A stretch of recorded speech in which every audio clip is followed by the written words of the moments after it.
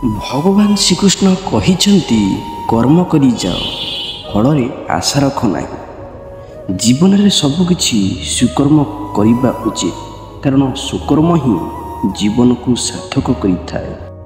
ଭଗବାନଙ୍କୁ ନ ଡରିଲେ ଚଳିଯିବ, କିନ୍ତୁ ତୁମ କର୍ମକୁ ଡରିବାକୁ ହେବ, କାରଣ କରିଥିବା କର୍ମର ଫଳ ଭଗବାନଙ୍କୁ ବି ଭୋଗିବାକୁ ପଡ଼ିଛି।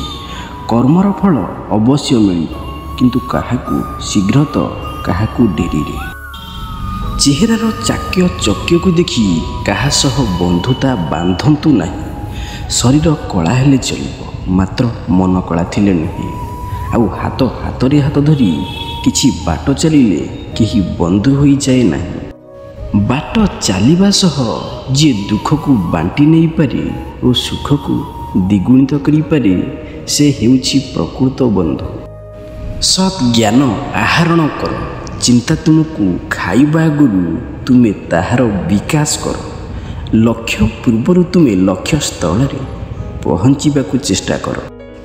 ଯେପରି ସମୟ ତୁମକୁ ଅସଫଳତା ଦେବା ପୂର୍ବରୁ ତୁମେ ତାକୁ ଅତି କର୍ମ କରିଯିବ।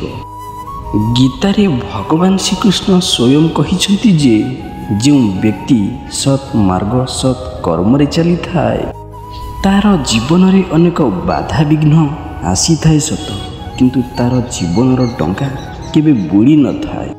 ଯେତେବେଳେ ପ୍ରଭୁଙ୍କ କୃପା ହୁଏ, ସେତେବେଳେ ଅସହଜ କାମ ମଧ୍ୟ ସହଜ ହୋଇଯାଏ। ବର୍ଷର ଶତ୍ରୁତା ଗୋଟିଏ ମୁହୂର୍ତ୍ତରେ ବନ୍ଧୁତାରେ ବଦଳିଯାଏ।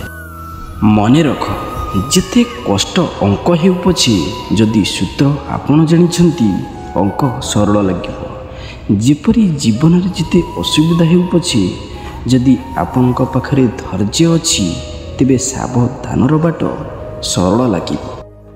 ଭଗବାନ କାହାରିକୁ ଦଣ୍ଡ ଦିଅନ୍ତି ନାହିଁ, ଆମର କର୍ମ ହିଁ ଆମକୁ ଦଣ୍ଡ ଦେଇଥାଏ। ତେଣୁ ଭାବି ଚିନ୍ତି କର୍ମ କରନ୍ତୁ, କାହିଁକି ନା ଆମ କର୍ମ ହିଁ ଆମକୁ ପରିଚୟ ଦିଏ। ଶରୀରରେ କିଛି ସୁନ୍ଦରତା ନଥାଏ, ସୁନ୍ଦରତା ଥାଏ ବ୍ୟକ୍ତିର କର୍ମ ଉପରେ, ତାର ବିଚାର, ତାର ବ୍ୟବହାର, ତାର ବାଣୀ, ତାର ସଂସ୍କାର, ତାର ଚରିତ୍ର। ଜୀବନରେ ଏସବୁ ଅଛି ତ ସେହି ମଣିଷ ଦୁନିଆର ସବୁଠୁ ସୁନ୍ଦର ମଣିଷ।